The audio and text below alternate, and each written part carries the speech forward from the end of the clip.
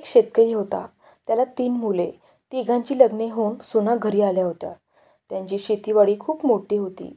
त्यामुळे तो विचार करत होता की या सगळ्या शेतीवाडीचा कारभार कुठल्या सुनेकडे सोपवायचा.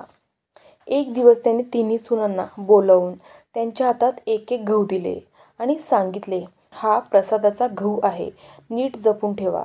मी परत मागेन तेव्हा द्या. मोठ्या दोन्ही सुना गहू घेऊन गेल्या व आपापल्या दागिन्याच्या डब्यात तो गहू त्यांनी जपून ठेवला.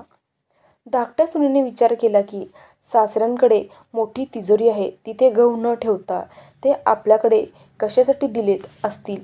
थोडा विचार करून ती परसात गेली. तिथे तुळशी वृंदावन होते. त्याच्याजवळ तो गहू जमिनीत पुरून तिने पाणी घातले. रोज ती तुळशीची पूजा करायची तेव्हा त्या गव्हाला पाणी द्यायची. तिथे तो गहू रुजला. छान रोप तयार झाले. ते मोठे झाले. त्याला एक घोसदार कणीस लागले. दाणे चांगले भरले. त्या कणसातून ओंजळभर गहू मिळाले. तिने परसात एक वाफा तयार केला व त्यात ते गहू पेरून टाकले. गव्हाचे छोटे शेतच दुसऱ्या वर्षी त्यातून पोतेभर गहू मिळाले. मग तिने नवऱ्याशी बोलून आपल्या शेतातला एक तुकडा हे प्रसादाचा गहू लावण्यासाठी मागून घेतला. अशी 7-8 वर्षे उलटली.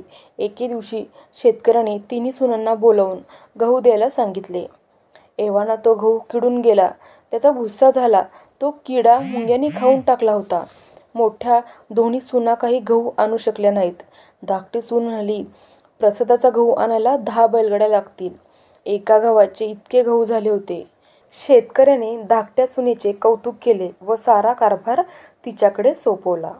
तात्पर्य, देवाने प्रत्येकाला काही ना काही देणगी दिली आहे.